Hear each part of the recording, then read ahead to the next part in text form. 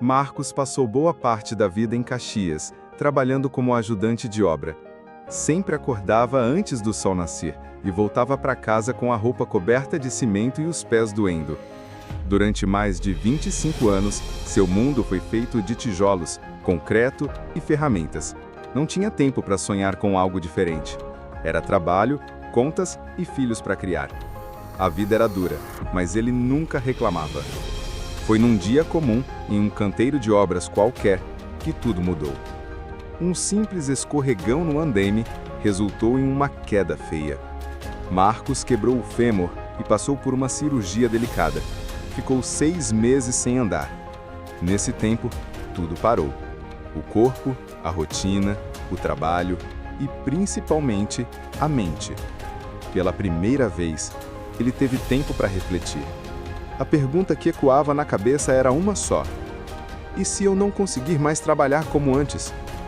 Foi sua filha Júlia, então com 18 anos, quem acendeu a luz onde só havia escuridão. Ela colocou um caderno em seu colo e disse: "Pai, por que você não termina os estudos? Eu te ajudo." E ele topou. Começou devagar, sentindo vergonha no início. As letras pareciam estranhas. A matemática dava dor de cabeça. Mas a vontade de se reinventar era maior do que o medo. Com o tempo, os cadernos foram se enchendo de anotações, os livros acumulando marcações e os boletins mostrando notas cada vez melhores.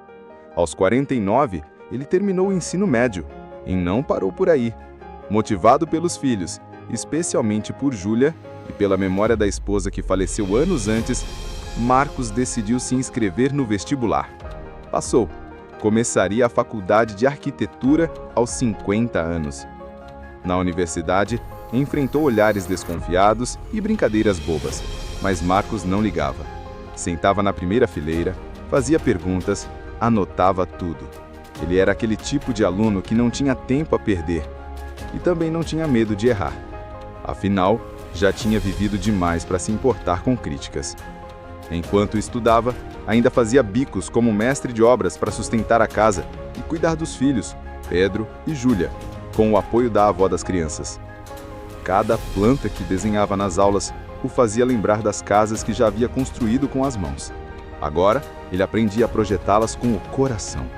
Um traço, uma ideia, um sonho. Foram 4 anos de luta. Trabalho, estudo, noites sem dormir, tarefas acumuladas e a saudade constante da esposa que partiu cedo demais. Mas ele seguia, em silêncio, com força. Nos dias difíceis, olhava para os filhos e lembrava da promessa que fez: dar um futuro melhor a eles e a si mesmo. Formatura foi emocionante. Marcos vestiu a beca com os olhos marejados. Júlia segurava firme sua mão.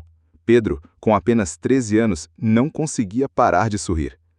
Quando chamaram seu nome, ele subiu ao palco e fechou os olhos por um instante. Nesse segundo, passou um filme em sua cabeça. O andaime, o tombo, o caderno, a dor, os livros, as noites mal dormidas e o abraço dos filhos. Hoje, aos 54, Marcos assina projetos que antes ajudava a levantar com tijolos. Agora, ele desenha sonhos. Suas obras carregam emoção. Ele visita clientes com um brilho nos olhos de quem sabe o que é lutar por um recomeço. Já projetou casas simples e mansões sofisticadas, mas nenhuma tão importante quanto o lar que reconstruiu dentro de si. As paredes que ele ergue hoje não são apenas estruturas, são provas vivas de superação. Seus traços carregam mais do que técnica, carregam história. A cada linha que desenha, ele honra a memória da esposa, o esforço dos filhos e a força que descobriu dentro de si. Marcos não reconstruiu só a própria vida. Ele redesenhou o futuro e provou que nunca é tarde para começar de novo.